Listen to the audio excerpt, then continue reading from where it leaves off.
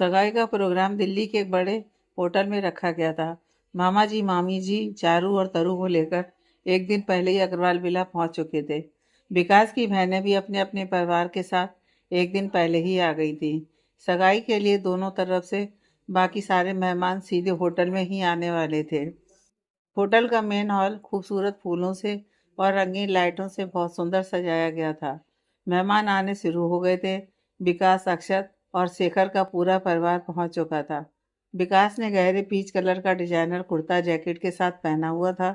वह दोनों जीजाओं वैभव और जतिन के साथ स्टेज पर आकर बैठ गया। जिंदल साहब, ब्रजेश जी, मामा जी, अक्षत, अंकित और शेखर सारे मेहमानों के आवभगत में लगे हुए थे।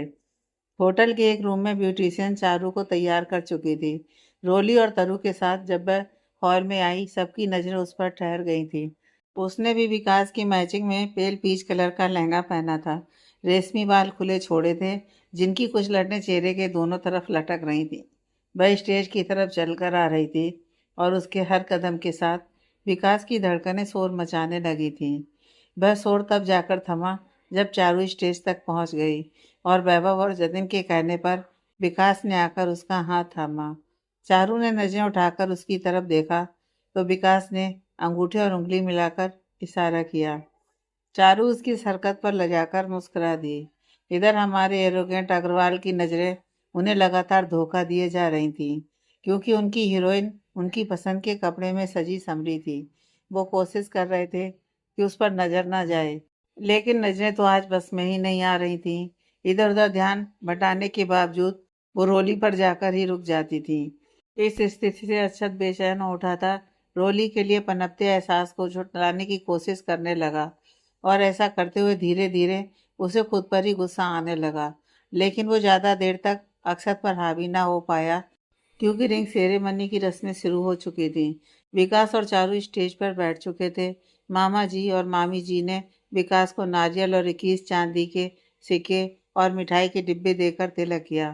फिर जिंदल साहब और कामनी जी ने चारू की गोद में नारियल, मेवे, मिठाई के डिब्बे, साड़ियाँ और सोने के 2 सेट एक एक करके रखे, जिन्हें मामी जी माथे से लगाकर एक तरफ रखती जा रही थी।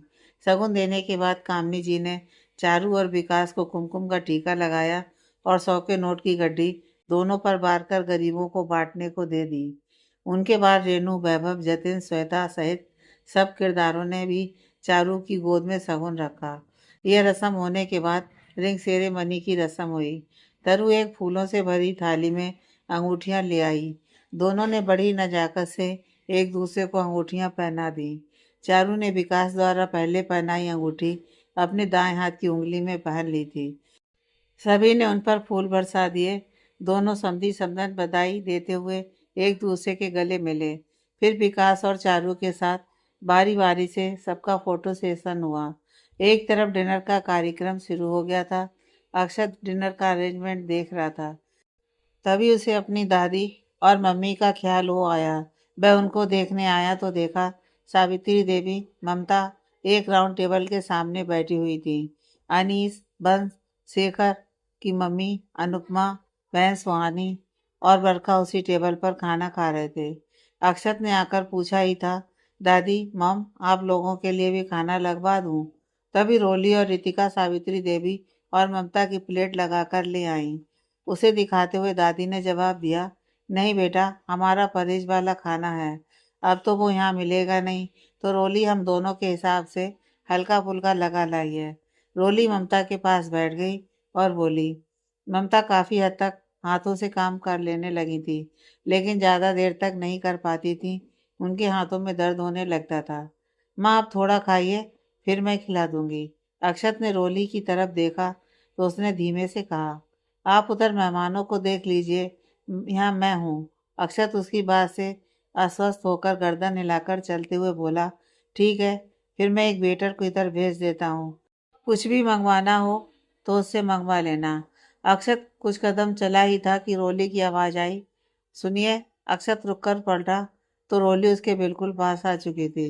अक्षत ने भौं उचकाकर इशारे से पूछा, क्या?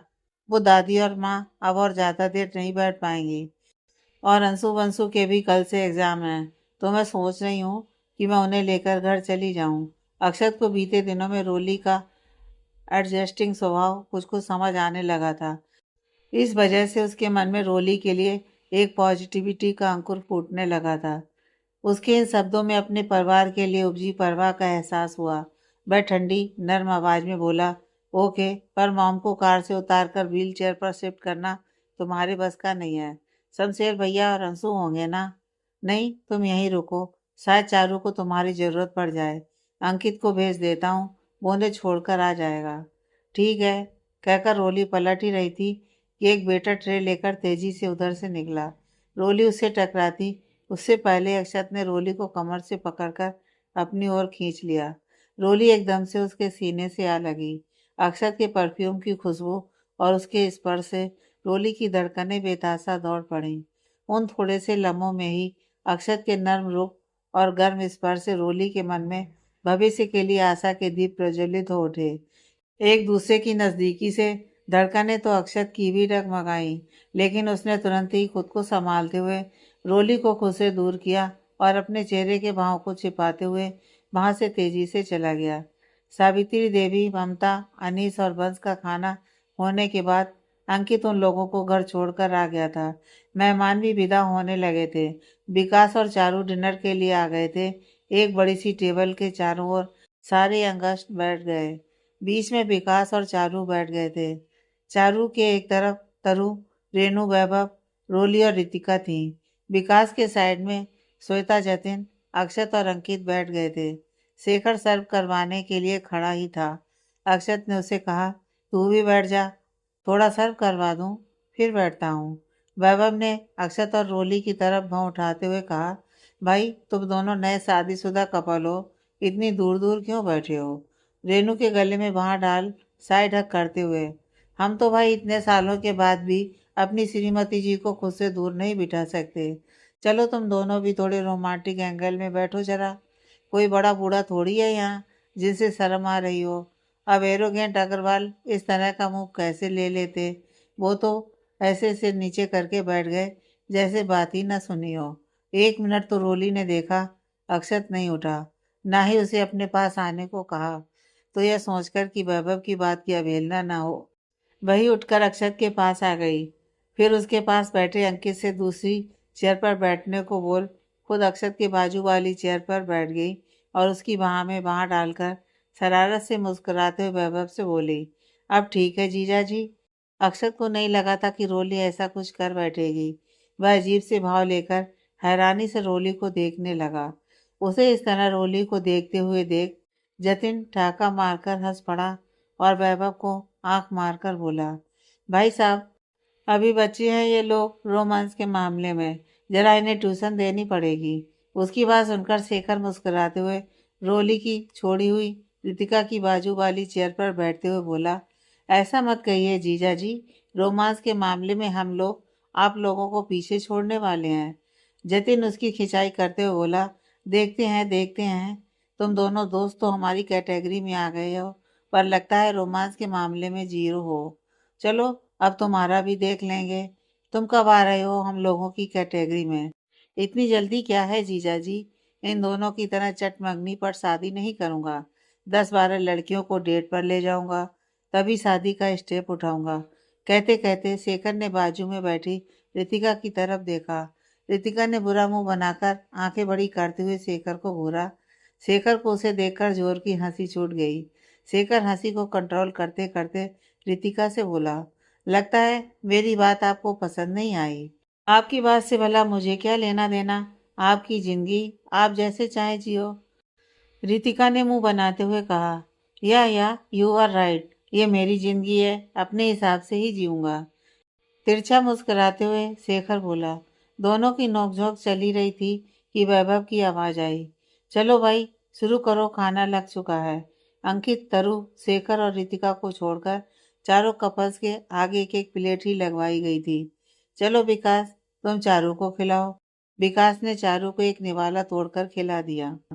फिर चारू ने भी विकास को खिलाया। रेनू, वैभव, जतिन, श्वेता भी एक दूसरे को खिलाने लगे, पर अपने एरोगेंट अग्रवाल ने खुद खाना शुरू कर दिया। रोली इंतजार कर रही थी कि वो उसे खिलाएगा तो नहीं, पर प्लेट में से खाने को शायद कह देगा, लेकिन वैभव ने जैसे ही ये सीन देखा, उसने अक्षत को टोका। अबे साले साहब, कोई इंतजार में है आपके हाथों से खाने के लिए। अक्षत ने हाथ में निवाला पकड़ा हुआ था।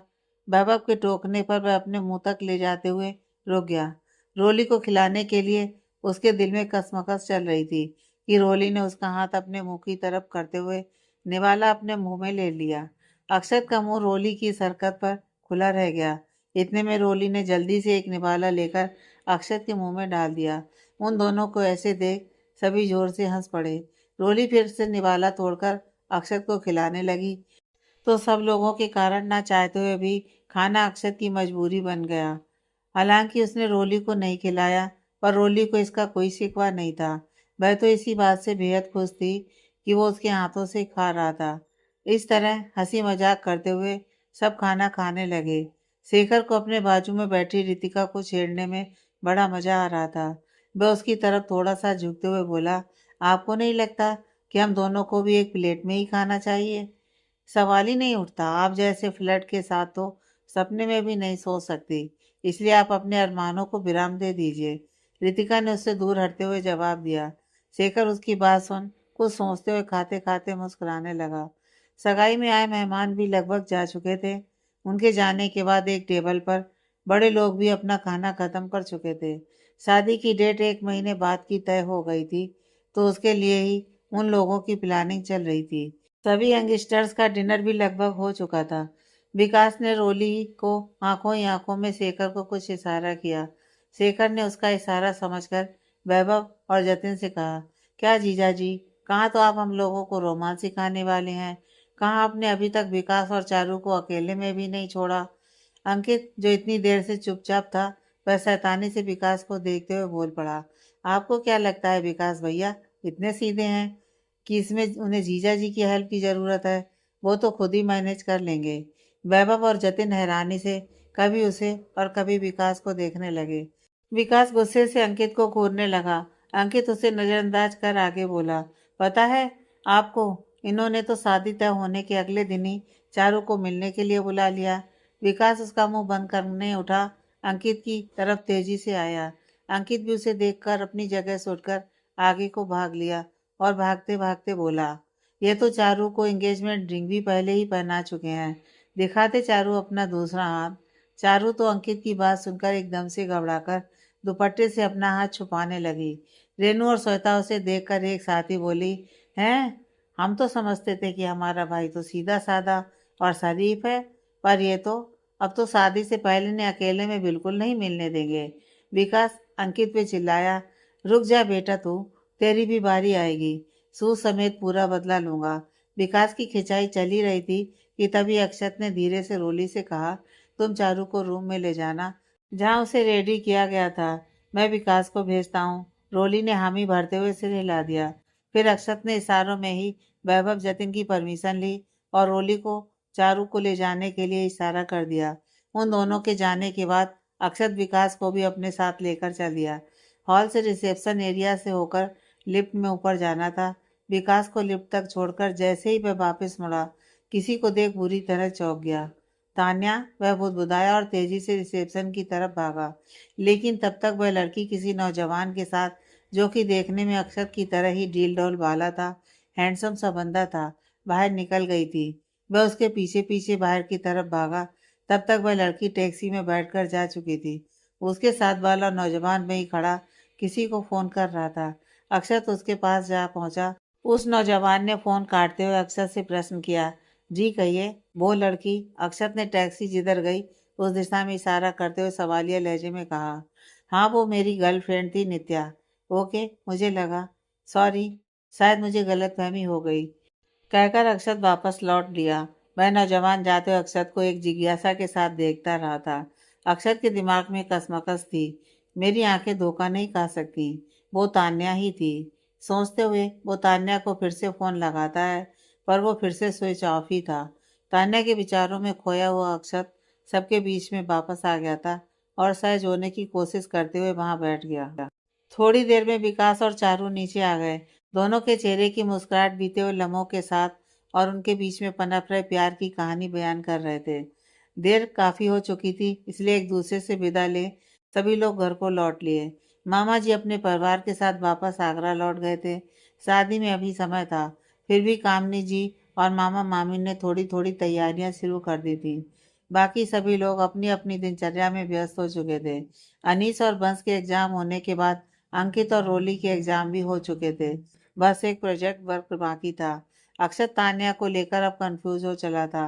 एक लड़की के साथ तान्या को देखकर और उसे किसी कांटेक्ट में न रहने के कारण उसके मन में तान्या के प्रति गुस्सा भरने लगा था और वो उसके स्वभाव में प्रतिलक्षित भी हो जाता था।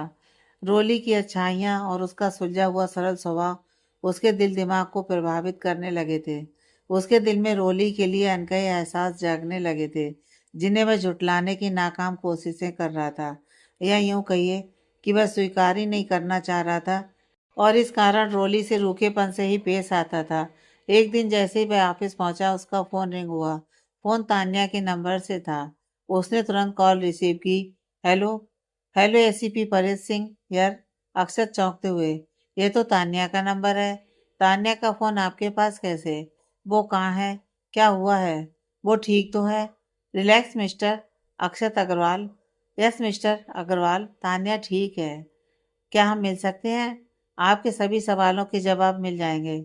ठीक है, बताइए कब, कहाँ? आज लंच के बाद होटल सनराइज। ओके, मिलता हूँ। अक्षत कॉल कट करके सोच में पड़ जाता है। तभी उसका सेक्रेटरी पवन उसके केबिन में आकर कहता है, सर मीटिंग के लिए सभी लोग कॉन्फ्रेंस रूम में आ गए हैं। दरअसल आज अक्षत को चोपड़ा कंस्ट्रक्शन कंपनी के साथ एक डील को लेकर मीटिंग करनी थी, जिसे शेखर और विकास की कंपनी फाइनेंस करने वाली थी। वो लोग मीटिंग के लिए पहुंच चुके थे। अक्षत भी अपने सेक्रेटरी के साथ कॉन्फ्रेंस रूम में आ गया था। अग्रवाल विला ब्रजेश जी को अंकित के साथ आज अपने रूटीन मेडिकल चेकअप के लिए जाना था, इसलिए वो ऑफिस नहीं गए थे। अनीस और बस का रिजल्ट था, वो दोनों स्कूल जा चुके थे। रोली रिजल्ट के लिए उनके स्कूल बाद में जाने वाली थी। एक जरूरी फाइल ब्रजेश जी के पास थी।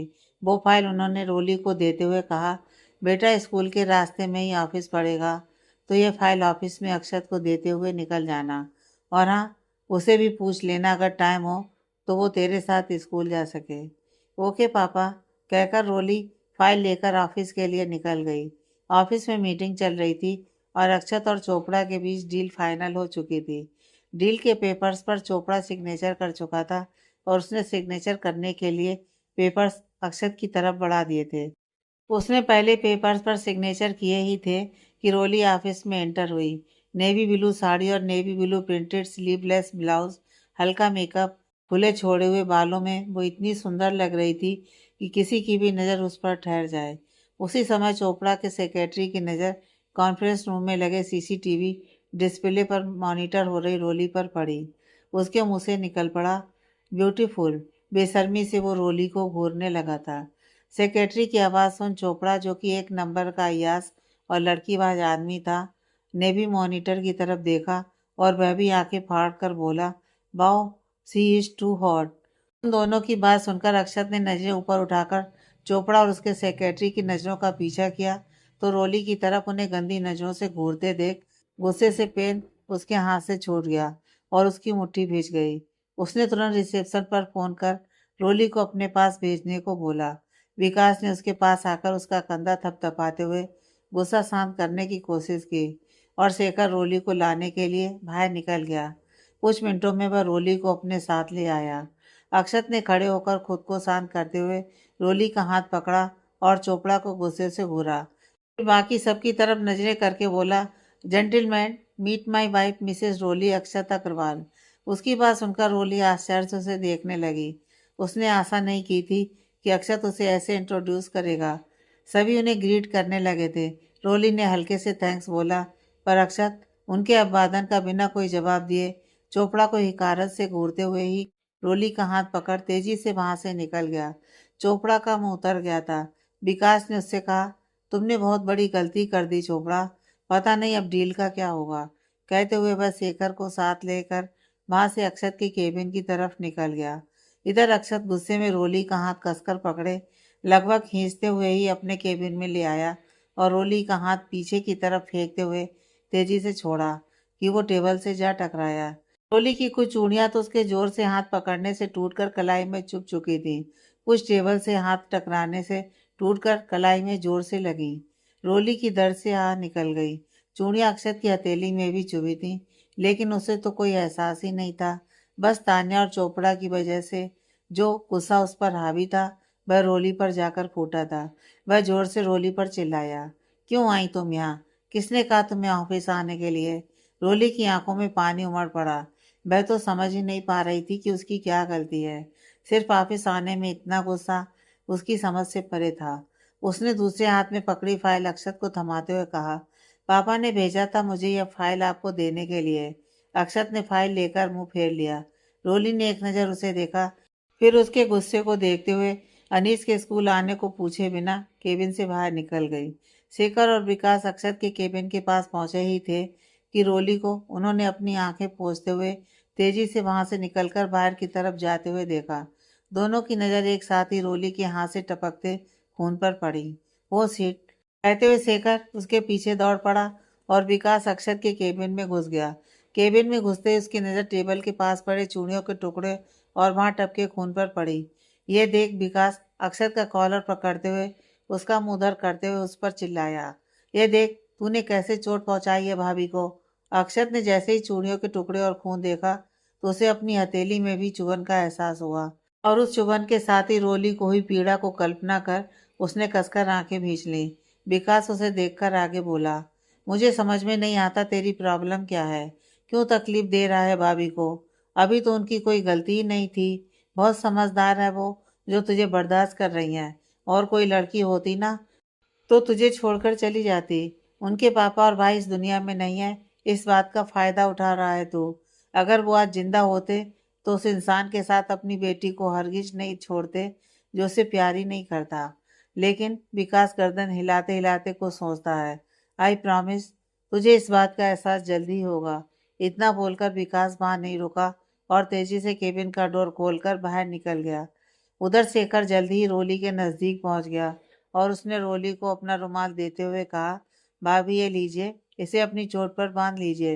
रोली ने हैरान होते हुए शेखर को देखा, फिर अपनी कलाई को साड़ी के पल्लू में छुपाने की कोशिश करते हुए आंखें चुराकर बोली, नहीं मुझे तो कोई चोट नहीं लगी। दोनों तब तक रोली की कार तक पहुंच चुके थे। शेखर तेजी से ड्राइवर साइड की डोर की तरफ चला गया और रोली से रिक्वेस्ट करते हुए बोला, भाभी प्लीज चोट पर रुमाल लगाइए और कार कीज मुझे दीजिए। रोली ने अब और कुछ सफाई देने की बजाय चुपचाप शेखर की बात मान ली और कार कीज शेखर के हवाले कर खुद पैसेंजर सीट पर बैठ गई। शेखर ने कार स्टार्ट की तो रोली ने कहा, भैया अनीस और बस के स्कूल चलना है। शेखर ने जवाब दिया, ओके, पहले हॉस्पिटल में आपकी ड्रेसिंग कराएंगे, उसके बाद आपको स्कूल छोड़ दूंगा। कार ड्राइव करते हुए शेखर ने बिना रोली की ओर देखे ही कहा, क्यों सहन कर रही हैं भाभी? वो अपनी मनमानी किए जा रहा है और आप? शेखर की बात पूरी हुए बिना ही रोली ने कहा, झगड़ा करके या बहस करके मैं उन्हें पा लूंगी? नहीं भैया, जिस तरह हमारा रिश्ता जुड़ा है ना, उसमें प्यार पनपने में थोड़ा वक्त तो लगेगा ना। मैं सब्र करने को तैयार हूँ। मुझे पूरा विश्वास है कि वो अपने पास्ट रिलेशन को भूलकर आगे बढ़ेंगे। देखिए ना, अभी तक वो सिर्फ मुझे अपने परिवार का हिस्सा ही मान रहे थे। आज पहली बार इतने लोगों के सामने मुझे अपनी वाइफ कहा, अपने नाम के साथ मेरा नाम जोड़ा, रोली अक्षत अग्रवाल। फिर रोली ने मुस्कुराते हुए शेखर को देखा और बोली, 7 फेरों का बंधन है भैया, 7 जन्मों तक जुड़ने के लिए परीक्षाओं से तो गुजरना पड़ेगा। शेखर भी रोली की आशावादी सोच से प्रभावित होकर उसे देखकर मुस्कुरा दिया। अचानक ब्रेक लगने से रोली चौंक गई। शेखर हंसा, हॉस्पिटल आ गया भाभी। हॉस्पिटल में शेखर रोली को रितिका के केबिन की तरफ ले जाने लगा तो रोली ने हैरान होकर पूछा, भैया हम गायनिक डिपार्टमेंट में क्यों जा रहे हैं? मैंने सोचा कि पहले आपको आपकी सहेली से मिलवा दूं। रोली शैतानी से उसे देखकर, कहीं ऐसा तो नहीं मेरी आड़ में आपको मेरी सहेली के दीदार करने हैं? शेखर हंस पड़ा, वैसे संभल कर रहिएगा उसे, बहुत गुस्सैल है वो, कहीं आपकी ही क्लास ना ले ले। चलेगा भाभी, बट गुस्से में बड़ी क्यूट लगती है वो, शेखर ने मुस्कुराते हुए जवाब दिया। रितिका के केबिन में जैसे ही रोली और शेखर ने प्रवेश किया, उन्हें देखते ही रितिका चौंक गई। फिर चिंता भरे स्वर में बोली, क्या हुआ तुझे? यहाँ कैसे? फिर हैरान होकर शेखर को घूरती है, रोली अपनी कलाई उसे दिखाते हुए मुंह बनाकर कहा। चोट लग गई? रितिका सक्की निगाह से शेखर को देखते हुए, 1 मिनट, इस इंसान की वजह से लगी होगी पक्का, तब ये तेरे साथ यहाँ आया है। मैं सोचता था तुम थोड़ी सी झगड़ालू हो, पर नहीं यार, तुम तो थोड़ी सी पागल भी हो। भाभी है ये मेरी, मैं इन्हें चोट क्यों पहुंचाऊंगा? फिर रितिका की तरफ हल्के से एक आई विंक कर। वैसे भी मैं तो लड़कियों को बड़े प्यार से हैंडल करता हूँ, आजमा कर देख लो। रितिका की कलाई की ओर इशारा करते हुए, तुम्हारी कलाई को बहुत ही आहिस्ते से और प्यार से पकड़ूंगा। रितिका उसकी बात से चिढ़ जाती है। निकल जाओ मेरे केबिन से अभी के अभी। शेखर उसकी बात अनसुनी कर चेयर पर आराम से एक के ऊपर एक पैर चढ़ाकर बैठ जाता है। नहीं निकलूंगा, मेरे सामने भाभी की ड्रेसिंग करो, वरना। वरना क्या?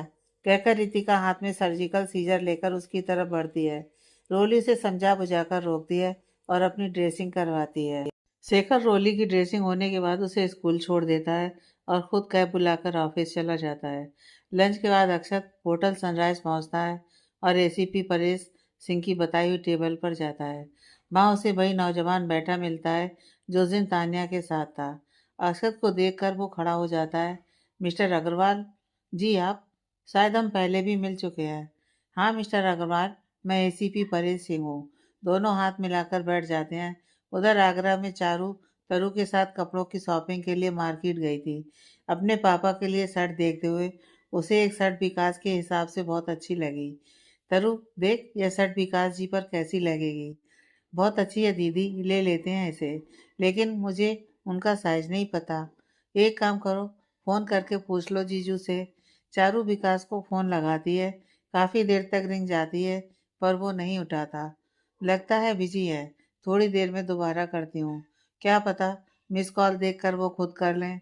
थोड़ी देर तक दोनों बहनें दूसरे कपड़े देखती हैं। चारू विकास का फ़ोन का वेट करती है। उसकी कॉल नहीं आती तो वो दोबारा उसे फ़ोन मिलाती है, पर वो फिर से फ़ोन नहीं उठाता। चारू उसे मैसेज भी करती है, पर काफ़ी देर तक ना तो विकास का फ़ोन और ना ही मैसेज का कोई जवाब आता है। चारू मोबाइल देखकर मन में, लगता है बहुत बिजी हैं या किसी मीटिंग वगैरह में है। मैसेज देखा तक नहीं है। दोनों बहनें वो शर्ट छोड़कर वापस घर लौट जाती हैं। विकास ऑफिस में लैपटॉप पर कुछ काम कर रहा था जब चारू का फ़ोन आया था।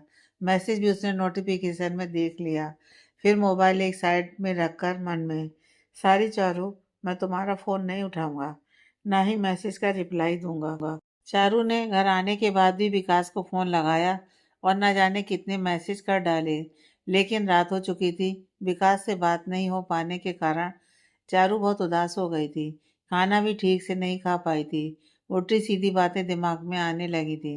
उधर विकास भी उदास था, बात ना करने के कारण। चारू परेशान हो गई ये सोचकर खाना उससे भी नहीं खाया गया, पर फिर भी वो जाने कैसी जिद सी पकड़े बैठा था। शादी तय होने के बाद सोने से पहले नियम से चारू को वो जो एक बार फ़ोन करता था, आज उसने वो भी नहीं किया था। एसीपी से मिलने के बाद अक्षत ऑफिस तो आ गया था, लेकिन टूटा हुआ। ऑफिस में किसी काम में दिल नहीं लग रहा था। सिर में भारीपन था जो धीरे धीरे दर्द के रूप में महसूस होने लगा। हथेली में भी रह रहकर टीस उठ रही थी, क्योंकि वहाँ रोली की चूड़ी का छोटा सा टुकड़ा अभी तक गड़ा हुआ था, और शायद रोली की लगी चोट के गिल्ट के कारण वो अपनी हथेली की चोट को देखने से भी अवॉइड कर रहा था। डिनर के टाइम तक घर भी चला आया था, लेकिन बिना कपड़े बदले यूं ही बेड पर लेट गया। टेबल पर खाना लगाने के बाद रोली ने बंस को उसे बुलाने भेजा। भैया चलिए, खाना खाना है, भाभी बुला रही हैं। मुझे अभी भूख नहीं है बंस, थोड़ी देर में खा लूँगा। बंस ने नीचे आकर रोली को बता दिया। रोली ने सबको खाना खिलवा दिया। खुद वो अक्षत के लिए रुक गई। काफ़ी देर इंतजार करने के बाद भी जब अक्षत नहीं आया तो वह ऊपर रूम में उसे बुलाने आई। देखा तो अक्षत सोया पड़ा था। रोली उसे चादर उड़ाते हुए सोचने लगी, इतनी जल्दी तो नहीं सोते हैं, शायद आज ज़्यादा थक गए हैं। थोड़ी देर वेट करती हूँ, फिर जगा दूंगी। विकास और चारू की आंखों से आज नींद नदारद थी। दोनों अपने अपने कमरे में अपने बेड पर करवटें बदल रहे थे। विकास का एक बार तो मन हुआ कि चारू को फ़ोन कर ले, पर उसने खुद को रोक लिया। इधर अक्षत को सोते हुए 2 घंटे हो गए थे। उन 2 घंटों में उसने बेचैनी से जाने कितनी बार करवटें बदली। रोली की नजरें बस लगातार उस पर बनी हुई थीं। वह भी उसको इस तरह करवटें बदलते देख परेशान होने लगी। क्या हुआ है इनको? क्यों इतने बेचैन है? अक्षत को बेचैनी से करवटें बदलते देख रोली परेशान हो उठी। वह उसके पास आने ही लगी थी कि अक्षत अपने गले और सीने पर हाथ फेरते हुए उठकर बैठ गया। उसकी आंखें लाल हुई पड़ी थी। आंखों को देखकर लग रहा था मानो वो कितना बीमार है। ये देख रोली का दिल तड़प उठा। अचानक अक्षत चादर पैरों से हटाकर बाथरूम की तरफ भागा। रोली भी उसके पीछे भागी। अक्षत को शायद उबकाई सी आ रही थी। उसने वॉश बेसिन में उल्टी करने की कोशिश की, लेकिन कुछ भी नहीं निकला, क्योंकि उसने अपनी उलझनों के चलते लंच भी नहीं किया था और बाद में भी कुछ नहीं खाया था। खाली पेट होने के कारण या फिर शायद बुखार चढ़ गया था, जिस वजह से उसका जी मिचलाने लगा था। रोली जाकर उसकी पीठ सहलाने लगी। पीठ पर हाथ लगाते ही रोली को एहसास हो गया कि वो बहुत तेज बुखार में है। उसकी पीठ बुरी तरह तप रही थी। 2 मिनट तक जब अक्षत को उल्टी नहीं हुई और थोड़ी सी राहत लगी, तो कुल्ला करने के लिए पानी लेने के लिए जैसे ही अपनी हथेलियां टैप के नीचे की, तो पानी की धार गिरते ही बुरी तरह करा उठा। बिना एक सेकंड लगाए तुरंत ही अपना बायां हाथ झटक कर पीछे कर लिया, क्योंकि बाईं हथेली में चूड़ी का टुकड़ा चुभा होने के कारण जख्म था। उसके कराने पर रोली की नज़र हथेली पर गई और उसको जख्म दिखाई दे गया। जख्म पर नज़र पड़ते ही उसने अक्षत से पूछा, ये क्या हुआ आपके हाथ में? कुछ नहीं, कहते हुए अक्षत ने रोली को वहां से पकड़ बाथरूम से बाहर धकेलते हुए कहा, तुम जाओ यहाँ से। अक्षत ने अंदर से दरवाजा बंद कर लिया था, पर फिर भी रोली बाथरूम के बाहर ही खड़ी रही। कुछ देर में अक्षत फ्रेश होकर और फेस वॉश करके वापस बेड पर आकर लेट गया। रोली भी उसके पास आ गई और बोली, आपको फीवर है, कुछ खाकर मेडिसिन ले लीजिए। अक्षत आंखें बंद कर थकी हुई आवाज में बोला, मुझे कुछ भी नहीं खाना, तुम प्लीज मुझे अकेला छोड़ दो। अकेले तो मैं नहीं छोड़ूंगी, खाना और मेडिसिन लेकर जल्दी ही आती हूँ। रोली की अधिकार पूर्वक कही हुई इस बात पर जैसे ही अक्षत ने आंखें खोलकर उसे देखा, तब तक वह फुर्ती से कमरे से बाहर निकल चुकी थी। रोली जल्दी से नीचे किचन में जाकर अक्षत के लिए खाने की प्लेट लगाकर मेडिसिन व फर्स्ट एड किट लेकर आती है और बेड पर अक्षत के पास प्लेट लेकर बैठ जाती है और एक निवाला लेकर, अपना मुंह खोलिए। अक्षत ने आंखें खोलकर उसे देखा और चिढ़कर बोला, तुम्हें एक बार में समझ में नहीं आता क्या? क्यों मेरे पीछे पड़ी हो? अपने काम से काम रखो। मुझे नहीं खाना। प्लेट अपने आगे से हटाते हुए, ले जाओ प्लेट यहाँ से। अब आप बच्चों की तरह से जिद मत करिए, निवाला अक्षत के मुंह के आगे करते हुए, जल्दी से खाइए। अक्षत गुस्से से उसे घूरने लगता है, तो अब रोली उसे धमकी देती है, देखिए, चुपचाप खा लीजिए, वरना अभी माँ पापा और दादी को आपके फीवर के बारे में जाकर बता दूंगी, और ये भी कि खाना और मेडिसिन भी नहीं खा रहे हो। तबीयत खराब ना होती तो शायद अक्षत रोली को इस बात पर आड़े हाथों लेता, लेकिन अभी फीवर के कारण हुई कमजोरी की वजह से तन मन शिथिल हुआ पड़ा था। रोली की धमकी भी असर कर गई थी और उसने खाने के लिए मुंह खोल दिया। रोली ने उसे जबरदस्ती एक रोटी खिलाकर मेडिसिन दे दी थी। थोड़ी देर बाद वह मेडिसिन के असर से गहरी नींद में चला गया था। जब रोली को पूरा विश्वास हो गया कि वह सो गया है, तो उसने उसकी हथेली के जख्म को देखा और खुद को कोसने लगी। ओ गॉड, मुझे पता होता ऐसा कुछ होगा तो मैं कांच की चूड़ियां हरगिज नहीं पहनती। हथेली में धसा हुआ चूड़ी का टुकड़ा ब्लू कलर का था, जो आसानी से दिखाई दे रहा था। रोली ने बड़ी ही सावधानी के साथ हल्के हाथ से वह टुकड़ा बाहर खींच लिया। अक्षत करा उठा। उसके कराने पर रोली के दिल में भी दर्द की एक टीस सी उठी, जो चेहरे पर भी उमड़ आई। उसने जल्दी से फर्स्ट एड किट से एंटीसेप्टिक ट्यूब निकालकर अक्षत की हथेली में लगाकर पट्टी बांध दी। हालांकि इस बीच वह नींद में कुनमुनाता तो रहा, पर फीवर और मेडिसिन के असर से सोया ही रहा। अगली सुबह नाश्ते के वक्त डाइनिंग टेबल पर अक्षत को वहां ना देख दादी ने रोली से पूछा, बेटा अक्षत नहीं आया नाश्ता करने? हाँ भाभी, आज भाई जिम में भी नहीं आए। वो इतनी देर तक कभी नहीं सोते। अंकित ने भी प्रश्न किया। रोली उन लोगों की तरफ देखकर उदासी से भरी आवाज में बोली, दादी उन्हें रात से फीवर है। रात को उन्हें मेडिसिन दे दी थी, लेकिन अभी भी हल्का सा लग रहा है। ब्रजेश जी ये सुनकर एकदम से नाश्ता छोड़कर उठ खड़े हुए। ममता भी चिंतित हो उठी। क्या हुआ इस लड़के को? ये तो हेल्थ का बिल्कुल भी ध्यान नहीं रखता। फिर फीवर? बड़बड़ाते हुए ब्रजेश जी अक्षत के रूम की तरफ चल दिए। पापा नाश्ता तो कर लीजिए। हाँ बेटा नाश्ता तो करता जा। लेकिन ब्रजेश जी ने उनकी बात नहीं सुनी। रोली और अंकित भी उनके पीछे चल दिए। उन्होंने जाकर अक्षत के माथे पर हाथ रखकर देखा। इस समय भी हल्का फीवर है। उनके हाथ के स्पर्श से अक्षत की आंख खुल गई। ब्रजेश जी को सिराने बैठे देखकर बोला, पापा आप यहाँ? टाइम देखते हुए, ओह गॉड, आज मुझे उठने में बहुत देर हो गई। मैं उठने ही लगा था कि बुखार के कारण सिर में भारीपन की वजह से वापस लेट गया। तू आराम कर बेटा, आज ऑफिस आने की भी कोई ज़रूरत नहीं है। मैं वहाँ देख लूँगा। अंकित को भी ले जाऊँगा। वैसे भी कुछ दिनों में रोली और अंकित को भी ऑफिस ज्वाइन करवाना ही था। ब्रजेश जी उसके सिर पर हाथ फेरते हुए बोले। अक्षत ने सिर हिला दिया। ब्रजेश जी अपने दोस्त डॉक्टर अमित को फ़ोन करके घर आने को बोलते हैं। फिर रोली की तरफ देखते हुए कहते हैं, रोली बेटा तू इसका ध्यान रखना। कोई भी ज़रूरत हो तो तुरंत ही फ़ोन करके बुला लेना। जी पापा। फिर ब्रजेश जी और अंकित नीचे आकर नाश्ता करके ऑफिस निकल जाते हैं। विकास के बात न करने के कारण चारू चिंता से रात भर सो नहीं पाई थी। सुबह भी जब उसने फ़ोन नहीं किया और विकास ने फ़ोन नहीं उठाया तो वह सोचती है कहीं तबीयत तो खराब नहीं, और कामनी जी को फ़ोन करने का निश्चय करती है और नाश्ते के समय ही फ़ोन लगा देती है। हेलो, गुड मॉर्निंग मम्मी जी। गुड मॉर्निंग बेटा, कैसी है बच्चा? मैं ठीक हूँ मम्मी जी, आप लोग कैसे हैं? पापा जी कैसे हैं? हम लोग ठीक हैं। ले अपने पापा जी से बात कर। अरे हाँ, तू ये जीजी मत लगाया कर। सास ससुर वाली फीलिंग आती है। मम्मी जी पापा जी सुनकर विकास की तरह पापा और मम्मी ही बोला कर। हमें बेटी चाहिए घर में, बहू नहीं, समझी? ले चल अपने पापा से बात कर। गुड मॉर्निंग पापा। गुड मॉर्निंग बच्चे। कैसी पढ़ाई चल रही है? जी अच्छी। गुड। शादी की तैयारियों में पढ़ाई को साइड मत करना बेटा। तुझे विकास की कंपनी जल्दी ही ज्वाइन करनी है। ओके पापा। ले विकास से बात करेगी? विकास अब तक चुपचाप उनकी बात सुन रहा था। चारू से बात ना करनी पड़े इस वजह से जल्दी से उठ जाता है। मम्म मैं निकलता हूँ, आज बहुत काम है। शेखर के दादाजी आ रहे हैं तो वो देर से आएगा। चारू को फोन पर उसकी बात सुनाई दी जाती है।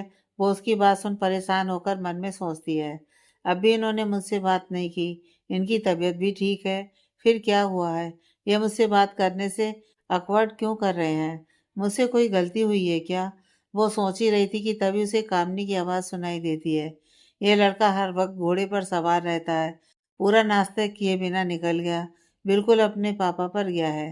दोनों बाप बेटे काम के पीछे पागल हैं। मैं पूरा दिन अकेले बिताती हूँ। तू जल्दी से आ जा। दोनों माँ बेटी मिलकर साथ मिलकर एंजॉय करेंगे। जी मॉम। कामनी जी फिर उससे शॉपिंग की बातें करने लगती हैं। मिश्रा निवास शेखर का घर। शेखर के दादाजी जनार्दन मिश्रा, जो ऋषिकेश के बैकुंठ आश्रम में मुख्य आचार्य और ज्योतिष के प्रकांड पंडित थे, घर पहुंच चुके थे। शेखर, उसके पिता रोशन मिश्रा, मां अनुपमा ने आकर उनके पैर छुए। सुहानी भी दादाजी कहते हुए उनसे लिपट गई। चाय नाश्ता आदि करने के बाद सब उनके पास बैठ गए। जनार्दन जी शेखर को देखते हुए बोले, मैंने शेखर की कुंडली बहुत अच्छी तरह देखी है और अपने शिष्यों से भी दिखवाई है। उसके अनुसार हमें 1 महीने के अंदर ही शेखर की शादी करनी पड़ेगी। उसके बाद 5 साल तक इसकी शादी का कोई योग नहीं है, और अगर उन 5 साल की अवधि में इसकी शादी हुई तो इसे और इसकी पत्नी को जान का खतरा है। दादाजी की बात सुनकर शेखर को एक झटका सा लगा। व्हाट नॉनसेंस दादू, मैं इतनी जल्दी शादी नहीं करूँगा। आप जानते हो मैं कुंडली वगैरह में विश्वास नहीं करता। आपस में कंपैटिबिलिटी होनी चाहिए जो 1 महीने में नहीं परखी जा सकती। अनुपमा शेखर को टेढ़ी नज़र से देखते हुए बोली, इसमें जल्दी कहाँ है? शादी की उम्र हो गई है तेरी। तेरे दोस्तों में अक्षत की शादी हो गई, विकास की होने वाली है। उन लोगों ने तो कंपैटिबिलिटी परखने में टाइम नहीं लगाया। शेखर अनुपमा के गले में हाथ डालते हुए, अरे मम्मा, रोली भाभी और चारू जैसी लड़कियां आसानी से नहीं मिलती। अपना कॉलर उठाते हुए मुस्कुराकर, वैसे भी मैं शेखर मिश्रा हूँ, मुझे तो जरा टक्कर की लड़की मिलनी चाहिए। रोशन जी जरा चिंतित होते हुए जनार्दन जी से बोले, लेकिन पिताजी 1 महीने में हमें अपने हिसाब से लड़की कैसे मिलेगी? जनार्दन जी ने रोशन को तसल्ली देते हुए कहा, उस बात की फिक्र मत कर बेटा। मेरे शिष्यों ने कुछ अच्छी लड़कियों की कुंडलियां छांट कर मुझे दी हैं। एक कुंडली मेरे पुराने मित्र विष्णु पांडे ने अपनी देवती की भेजी है। सारी कुंडलियां मैंने शेखर की कुंडली से मिलाई हैं। सबसे ज्यादा गुण पांडे की देवती से मिलते हैं। शेखर मुंह बनाते हुए तो नक्कर बोला, ये क्या बात हुई दादू? आप मेरी शादी कुंडली मैच के हिसाब से करवाएंगे? लड़की कैसी है, कितनी पढ़ी लिखी है, ये सब नहीं देखेंगे? जनार्दन जी मुस्कुराए। इधर मेरे पास आकर बैठ। शेखर जनार्दन जी के पैरों के पास जमीन पर ही पालती मारकर बैठ गया। जनार्दन जी उसके सिर पर प्यार से हाथ फेरते हुए बोले, तू मेरा इकलौता लाडला पोता है। तेरे लिए ऐसी दुल्हन ढूंढूंगा जिसमें सारी खूबियां हों। लेकिन दादू, इतनी जल्दी क्या है? बेटा, जान है तू हमारी। कुंडली दोष के कारण हम तेरे लिए कोई जोखिम नहीं ले सकते। तो क्या हो गया दादू? इतनी जल्दीबाजी क्यों करना? 5 साल तक रुक सकते हैं ना? बिल्कुल भी नहीं। मेरी उम्र हो चली है। इन 5 सालों में मुझे कुछ हो गया तो? शेखर उनकी बात काटते हुए बोला, दादू, अब आप मुझे इमोशनल ब्लैकमेल कर रहे हैं। मैं जा रहा हूँ। मुझे आपकी बात नहीं सुननी। शेखर उठकर जाने लगा। अरे सुन तो, पांडे की देवती डॉक्टर है और खूबसूरत भी है। पांडे थोड़ी देर में अपने दामाद को लेकर आ रहा होगा। शेखर उनकी बात सुनकर बच्चों की तरह मुंह बिगाड़ते हुए अपने रूम में चला गया। लगभग आधे घंटे बाद सुहानी उसके कमरे में उसे बुलाने आती है। भैया, आपको दादू नीचे बुला रहे हैं। उनके दोस्त आ गए हैं। और सस्पेंस भरी मुस्कान के साथ शेखर को देखते हुए, उनके साथ रितिका दीदी के पापा भी हैं। सुहानी की बात सुन शेखर माथा ठनकता है और कुछ सोचते हुए उसके चेहरे पर शरारती मुस्कान आ जाती है। वह सुहानी के साथ ही हॉल में आ जाता है। जनार्दन जी पांडे जी को उसका परिचय देते हैं। पांडे, इससे मिलो, ये मेरा पोता शेखर। शेखर उनके पैर छूने लगता है तो पांडे जी उसे बीच में ही रोककर सिर पर हाथ रखकर कहते हैं, खूब खुश रहो बेटा। शेखर मुस्कुराता है, फिर शर्मा जी को हाथ जोड़कर, नमस्ते अंकल। शर्मा जी ने जवाब दिया, नमस्ते बेटा, खुश रहिए। पांडे जी उसे सोफा पर अपने बाजू में बिठाकर अपने मोबाइल को उसके हाथों में थमा देते हैं। बेटा जी, ये देखिए हमारी बेटी रितिका। आगे इसका बायोडाटा भी है। मोबाइल में रितिका की 5 फोटो और बायोडाटा था। देखकर शेखर के चेहरे पर अलग चमक आ जाती है। कैसी लगी बेटा? मिलना चाहो तो आप दोनों को मिलवा देते हैं। पांडे जी ने उसके चेहरे के भाव पढ़ने की कोशिश करते हुए कहा। शेखर मन में, मिले तो पक्का बवाल करेगी ये लड़की। मिलने का प्रोग्राम तो टालना पड़ेगा। नहीं, मैं मिल चुका हूँ। अक्षत की शादी में, उसके घर पर भी, और एक बार हॉस्पिटल में भी। तो क्या समझे बेटा? पांडे जी के साथ सभी उसे सवाल भरी नजरों से देखने लगते हैं। तो शेखर झेपते हुए मोबाइल रोशन जी को थमाकर कहता है, अगर पापा मम्मा और गुड़िया को पसंद है तो ओके। फिर वह वहां से उठकर सबकी नज़र बचाते हुए अनुपमा को थम्सअप का इशारा करते हुए वहां से चला जाता है। अनुपमा मुस्कुराने लगती हैं। जनार्दन जी हंसते हुए बोलते हैं, देखो तो जरा साहब जा देखो, थोड़ी देर पहले कितनी बहानेबाजी कर रहा था, अब झटपट राजी हो गया। सुहानी मोबाइल में रितिका का फोटो देखते हुए कहती है, दादू, रितिका दीदी है ही इतनी प्यारी कि भैया मना ही नहीं कर पाए। रोशन जी शर्मा जी से कहते हैं, आप एक बार रितिका बिटिया से भी पूछ लीजिएगा। जी बिल्कुल। वैसे हमें अपनी बच्ची का स्वभाव पता है। वो कभी हमारी पसंद पर सवाल नहीं उठाएगी। बातें चली रही थी कि अनुपमा सबके लिए मिठाई ले आई। अग्रवाल मिला। डॉक्टर अमित अक्षत को चेकअप करके मेडिसिन दे गए थे, लेकिन अक्षत का फीवर अभी गया नहीं था। मेडिसिन का असर जब तक रहता तब तक ठीक रहता और असर खत्म होते ही वापस चढ़ जाता। रोली उसकी पूरी देखभाल कर रही थी। उसके नानुकर करने के बाद भी रोली ने उसकी हथेली की ड्रेसिंग भी चेंज कर दी थी। उसने अक्षत को बिल्कुल भी अकेला नहीं छोड़ा। शाम को अनीस और बंस को रूम में उसके पास छोड़कर ही उसके लिए खिचड़ी और सूप बना लाई और अपने हाथों से उसे खिला भी दिया। उधर चारू बेहद परेशान हो उठी थी, विकास के लगातार इग्नोर करने के कारण। विकास ने तो जैसे ठान ही लिया था कि वो चारू से बात नहीं करेगा, लेकिन अंदर ही अंदर उसे भी तकलीफ हो रही थी चारू को तकलीफ देकर। पूरा दिन निकल गया था, अब रात दोनों के लिए ही भारी हो चली थी। खुद को रोकते रोकते भी चारू की रुलाई फूट पड़ी। सुबकते सुबकते जाने रात के किस पैर में उसकी आंख लगी थी। आज तीसरा दिन था। अक्षत की हथेली का जख्म काफी हद तक ठीक था। उसका फीवर हल्का तो था पर अभी भी बना हुआ था। अपने दिल की बात वो किसी से नहीं नहीं कहकर अंदर ही अंदर घुट रहा था। यह घुटन एसीपी परेश सिंह से मिलने के बाद से थी। जो उसके दिल को पीड़ा दिए जा रही थी और शायद फीवर के रूप में बाहर आ रही थी। अपने रूम में भी उसे घुटन का एहसास होने लगा था, इसलिए उसने ऑफिस जाने का निश्चय किया। रोली नाश्ता लाने नीचे गई थी। उस बीच वह शावर लेकर ऑफिस जाने को रेडी हो गया। रोली ने रूम में आकर जैसे ही उसे रेडी देखा तो पूछ बैठी, कहाँ जा रहे हो आप? अक्षत अपने बालों में कंघी करते हुए बोला, ऑफिस। रोली परेशान होते हुए बोली, अभी फीवर पूरी तरह ठीक नहीं है, 1-2 दिन और रेस्ट कर लीजिए घर में। मैंने तुम्हें पहले भी कहा है, मुझे कंट्रोल करने की कोशिश भी मत करना। मैं ऐसा कुछ नहीं कर रही, अक्षत की आंखों में देखते हुए। बस रिक्वेस्ट कर रही हूँ, फीवर पूरी तरह से सही हो जाए तब चले जाइएगा। रोली की आंखें ऐसी लग रही थीं कि मानो कितनी रातों से जगी हो। अक्षत की बात सुनकर उनमें दर्द का कतरा तैर गया था, जिसे छिपाने के लिए उसने अपनी आंखें फिर छिपाने की कोशिश की, लेकिन उसकी हल्की सी झलक अक्षत के दिल को अनकहे एहसासों से जकड़ चुकी थी, जिसके वशीभूत होकर वह वापस बेड पर बैठ गया।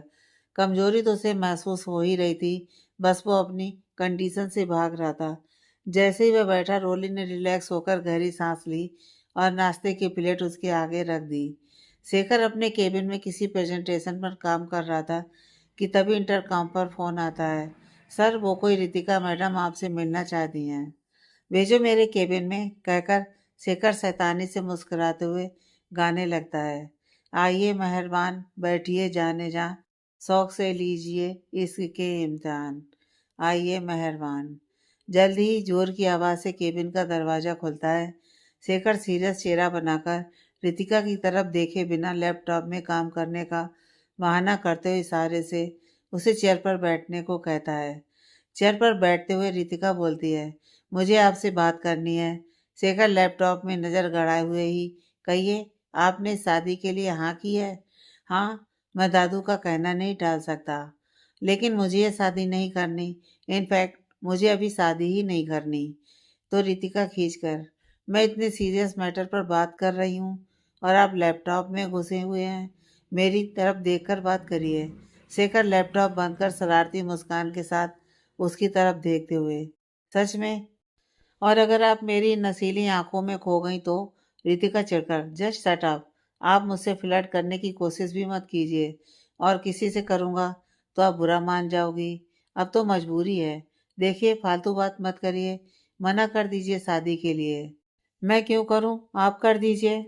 मैं नाना जी के फैसले के अपोज नहीं कर सकती। थोड़ी नरम आवाज में, प्लीज आप ही कुछ कर सकते हैं। क्या?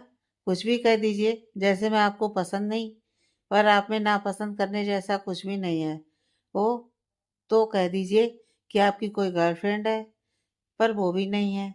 इनफैक्ट मैंने तो सोचा था 8-10 लड़कियों को डेट पर ले जाऊंगा, तब शादी के लिए कुछ डिसीजन लूंगा। रितिका को बेचारगी से देखते हुए, आपको तो पता ही है, मुंह बनाकर, लेकिन दादू ने आपके नाना जी के साथ मिलकर शादी तय कर दी। अब क्या है, मैं भी अपने दादू को अपोज नहीं कर सकता, वरना आप जैसे बवाल से कभी शादी नहीं करता। शेखर को उसे चिढ़ाने में मजा आ रहा था। शेखर की इस बात पर रितिका बुरी तरह चिढ़ जाती है। आपने मुझे बवाल कहा मिस्टर मिश्रा? पैर पटकते हुए खड़े होकर, मत करिए मना, उंगली दिखाते हुए। देखना, आपकी जिंदगी में बवाल ना कर दिया तो। तेजी से तुनकते हुए वह केबिन से बाहर चली जाती है। उसके जाते ही शेखर तेजी से ठठाकर हंस पड़ता है। बहुत मजा आएगा तुम्हारे साथ, वुड बी मिसिस मिश्रा। कतई बवाल हो यार। Challenge accepted sweet heart. रात हो चली थी। आज भी पूरे दिन चारू की विकास से बात नहीं हो पाई थी। इस वजह से चारू बहुत ज़्यादा टेंशन में आ गई थी। उसने अपनी परेशानी कहने को रोली को फ़ोन लगा दिया। अक्षय डिनर करके चुका था। रोली उसे मेडिसिन देकर प्लेट समेट ही रही थी कि उसका मोबाइल रिंग हुआ। हाथ बिजी होने के कारण चारू का नाम फ्लैश होते देख रोली ने फ़ोन स्पीकर पर डाल दिया। आगे की कहानी नेक्स्ट पार्ट में।